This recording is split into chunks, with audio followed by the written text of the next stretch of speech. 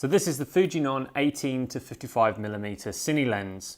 Now brand new, one of these could set you back as much as £3,500 at the moment. And obviously for most of us, the only way we're ever going to get to handle one of these pieces of kit is by hiring it. So why would you want to hire it? Well, Cine lenses are designed specifically for videography. And as a result of that, they have a few nifty little features that make using them for video work much better than using photography lenses. So to start with, it has 3 separate rings on the lens body. The first here is marking out the T-stop. Now, cinematic lenses don't use traditional f-stops that photography lenses do. It's marked in T-stops. Now, without getting into too much detail, I know wide open that this equates to roughly an f-stop of 2.75. Next to that, we've got the focal length. So obviously this ranges from 18mm, so a nice wide lens, all the way to 55 for a nice mid-range telephoto. And then finally, we've got the focusing ring, which will obviously allow you to focus near or far. So you may have noticed as I've been adjusting these rings, they're not actually making any noise, and that's because all of them have been declicked. So that means you can adjust any of these silently whilst recording, and they aren't going to taint your audio. Each of the rings have also been given teeth so that you can use a follow focus.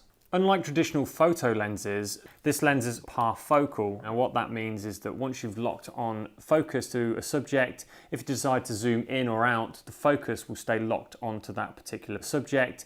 Unlike a photography lens, which may adjust the focal distance with the zoom. So that's a real handy benefit if you're shooting a wedding, for example, and you're filming somebody who's doing a speech, and you maybe want to slowly pull out of the shot to get a wider view of the room. You can do that without having to adjust the focus as well.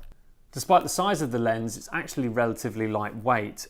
Most of that's to do with the fact that it's manual focus only, so there aren't any autofocus motors weighing this thing down.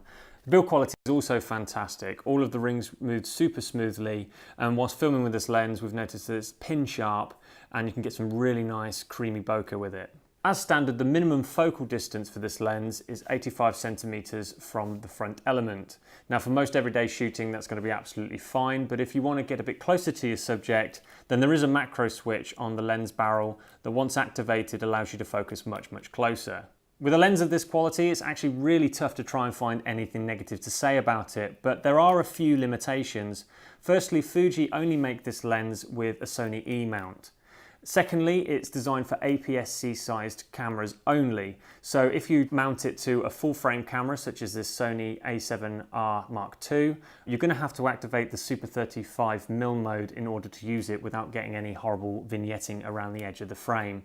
But despite these limitations, it's a fantastic lens for any budding cinematographers who want to have a go with really high quality lenses, but maybe don't have the budget to buy them outright.